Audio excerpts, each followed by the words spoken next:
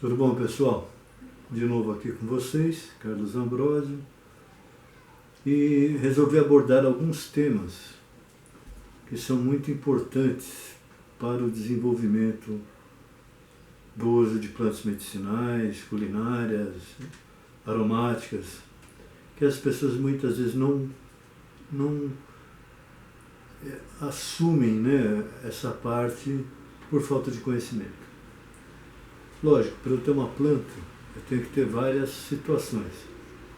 Extrativismo, né? Manejo sustentável e o cultivo. É o que nos interessa. O extrativismo com ressalvas é uma técnica que se disseminou em populações rurais, ribeirinhos, caboclos, índios, etc. Especialmente os indígenas. Porém, obviamente, cada qual dentro do seu ecossistema. Digamos assim, por exemplo, cultivo da planta já é diferenciado. O extrativista ele tem que ter cuidados especiais para que ele não faça extrativismo, porém é uma poda ecológica, manejo sustentável, que é muito legal isso, né? E o cultivo, obviamente, dependendo das plantas, existem algumas certas dificuldades em trabalhar com elas. Por quê? As plantas a maioria delas são selvagens, né? Algumas plantas selvagens, que eu digo, são plantas que são daquele ambiente da floresta. Nasce lá dentro, tem uma luminosidade que ela já conhece, tem uma umidade que ela já conhece. Enfim, ela tem também as suas exigências para propagar. Teve um caso, isso é muito interessante citar, foi o Pilocarpus macrophyllus, que é o jaborandi, né? O jaborandi foi muito explorado pela Alemanha, pela Merck também, e onde eles extraem um princípio ativo que chama pilocarpina, que é utilizado em colírios para glaucoma. Algumas outras regiões e populações utilizam ele também para queda de cabelo. São, né, coisas distintas, porém que de grande serventia e uso já consagrado pela população. Muito bem. Jaborandi interessava muito, só que o Brasil era muito mais longe da Europa. Então ficava mais caro sintetizar os princípios ativos aqui, etc. Se mandaram para lá. Plantaram o jaborandi, não deu certo. Nasceu a planta, porém, princípio ativo começou a demorar muito. Foi algo em torno de 5 anos para dar traços de princípio ativo. Titanic vegetal afundou, não tinha muito o que fazer.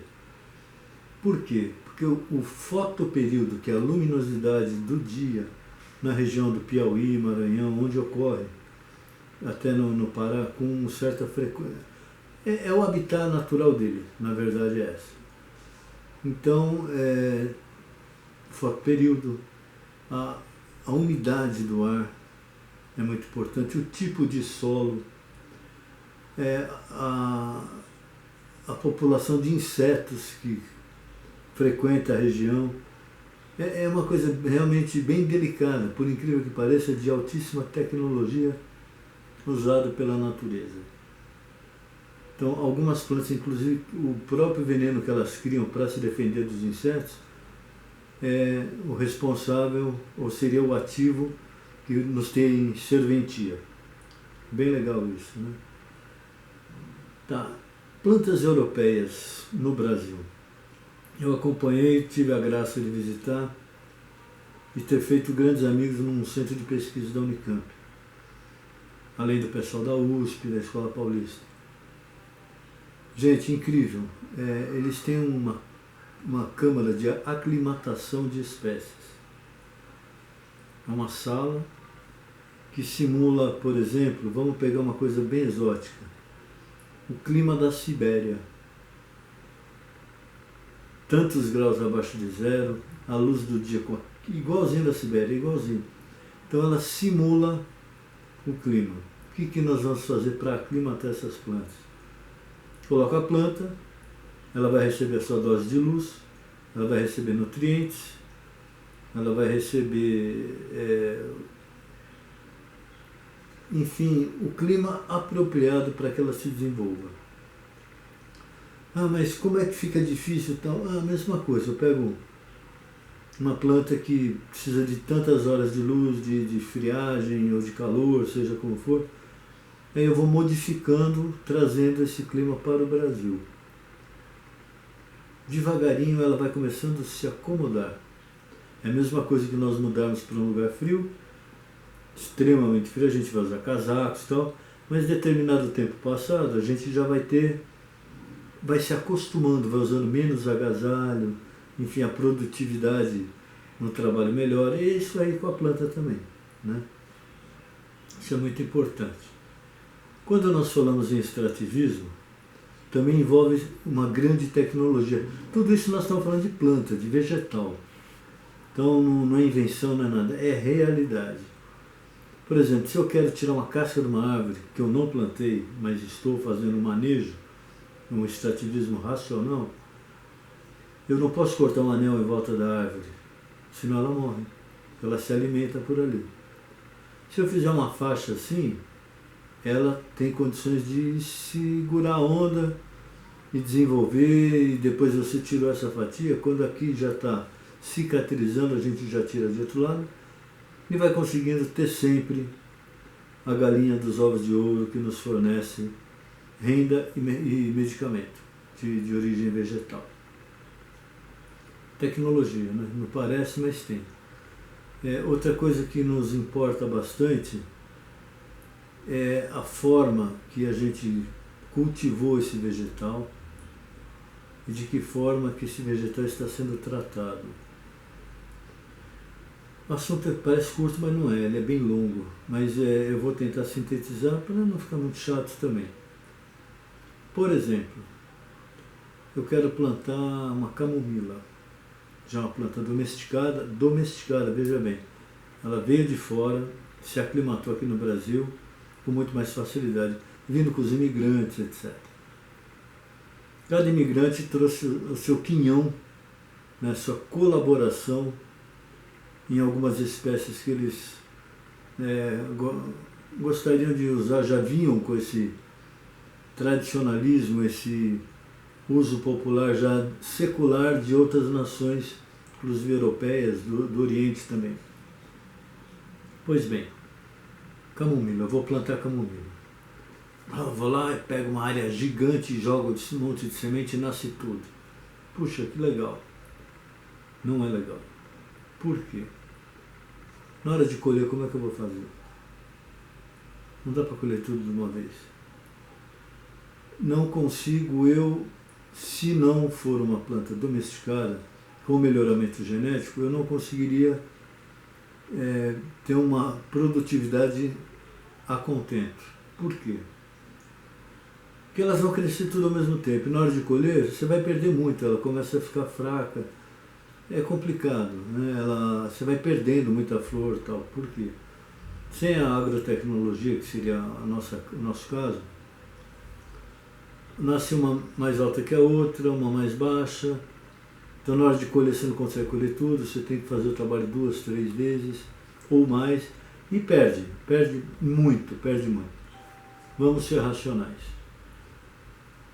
Pensem assim num quadradão ou num retângulo, onde eu consiga dividir ele em partes. O que eu vou fazer? Divido ele, pego a primeira parte, por exemplo, peguei vamos falar em hectare, que são 10 mil metros quadrados. Vou dividir o hectare em 10 parcelas, em 10 pedaços. Muito bem. O primeiro pedacinho, o primeiro lote, eu vou plantar a camomila. Legal. Ela vai crescendo. Quando ela tiver determinado tamanho, eu vou plantar o segundo lote. Quando o segundo já tiver em determinado tamanho, vou plantar o terceiro. Por quê? Quando eu estiver plantando o terceiro ou o segundo, eu já estou colhendo o primeiro. É um carrinho grande, no caso da camomila, né? É tipo um caixote com pente, bem grandão, uma carrocinha com pente bem grandão. É atrelado a um trator, ou empurra-se com a mão, depende das posses, né? E vai andando. Então esse pente ele vai pegando as camomilas e vai derrubando nesse caixote, já cai para cá, para posterior tratamento e adequação a ela para atender o mercado, né? Então eu tenho uma mercadoria saudável, boa, aromática, bonita e consigo vender com muito mais facilidade. O legal de tudo isso daí é que, por exemplo, conforme eu disse, cada quadra vai ter seu tempo certo. Quando eu estiver na última, eu já volto e começo a colher a primeira novamente. Até, consecutivamente, aí vai até se terminar a safra. Talvez esteja sendo redundante, sim. Mas eu acredito que muita gente não sabe essas particularidades que tem o cultivo de plantas, né? Eu posso plantar hortelã, posso plantar... Ah, hortelã tem uma coisa, depois de determinado tempo eu tenho que arrancar as raízes, esterilizar e plantar em outra quadra, porque ela cria um fungo que vai definhando, então começa, já no próprio cultivo, falta uma aqui, falta duas ali, e ela começa a entrar em crise e às vezes até em falência. Morre todos os pés e tal, se não cuidar direito. Então, a hortelã, né, essa menta piperita, que é a aclimatada, a Melissa officinalis, né, são plantas nacionais como espinheira santa, como cavalinha, que são plantas que ocorrem com grande abundância e plantadas vão muito bem. Fizemos aí algumas alusões aí a plantas importadas. Então, no caso, a ginkgo biloba já não é mais só dos orientais, né? Já temos um grande plantio de ginkgo biloba no Brasil e de outras espécies que seriam valeriana, cravo da Índia, ocorre bastante. São plantações de verdade. Isso tudo é importante para que vocês saibam por quê. Você vai plantar? Não. Talvez nem nunca vá. Porque o cultivo também envolve uma dedicação e muito sol na cabeça, mosquito, frio na pele, chuva. O lado romântico começa a parar aí, mas na recompensa ocorre quando você vê aquele campo dourado, aquela coisa maravilhosa. Em breve eu estou conseguindo resgatar uma coletânea de vídeos próprios com grandes personalidades, que infelizmente alguns já foram desta para a outra galáxia, né? Então alguns professores já faleceram, até dedico a vários deles esses vídeos, né, essas aventuras que eu tive a graça de ter com eles, né? Então, por exemplo, o professor Jaime Sertier, da Farmacologia da USP, professor Nicolai Charapim, da Federal Fluminense, que era um grande fitoquímico, um cara que entendia da estrutura química das plantas.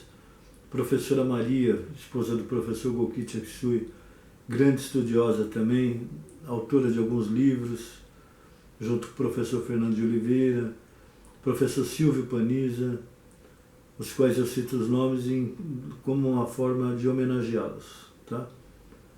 É isso daí. Então, falamos sobre o cultivo de plantas. Por enquanto é o que eu gostaria de estar passando para vocês. Espero que seja interessante. Dê um like aí se gostarem da nossa explanação, né? E o canal nosso no YouTube, Zambino Man, está aí para trazer a realidade do uso de plantas, tanto na fitoterapia, como o SUS liberou 70 e tantas espécies de uso tradicional, assim, aceitando o valor do conhecimento público, que nós chamamos de etnofarmacologia popular, né? Então, por enquanto, era o que eu gostaria de estar trazendo para vocês. E em seguida, após o cultivo, nós temos que falar do tratamento que nós vamos dar nesse material. Colhi, e agora, o que eu faço? Então, gente, aguarde que já nós vamos estar falando sobre a sequência de atitudes que temos que ter após esse primeiro passo, que seria o cultivo das plantas, tá bom? Vou repetir novamente. Dê um like, prestigie nosso canal. Nossa intenção é que hajam mais pessoas conhecedoras e é muito legal, sabe? A gente quer dividir isso daí também, tá bom? Esqueci de falar do professor Carlini, mas ele está vivo, da Escola Paulista de Medicina, um grande estudioso. Acreditem, quase foi preso por causa de umas publicações sobre a cannabis. E ele tem 80 e poucos anos, ele é da psicobiologia da Unifesp. As pessoas não entenderam o trabalho dele em cima dos canabinoides e outras plantas de atividade psicoativas, tá bom? Gente, aguarde, já estamos voltando e é um prazer imenso estar podendo falar essas coisas aí para vocês. Se gostaram, dê o like, dá uma comentada, se tiverem perguntas, por gentileza, as façam e estou à disposição de vocês, tá bom? Carlos Ambrosio novamente agradece poder ter estado dentro da sua casa e na sua mente. Fiquem com Deus, tudo de bom para vocês. Eu vou desligar aqui, tá bom? Aguarde mais novidades.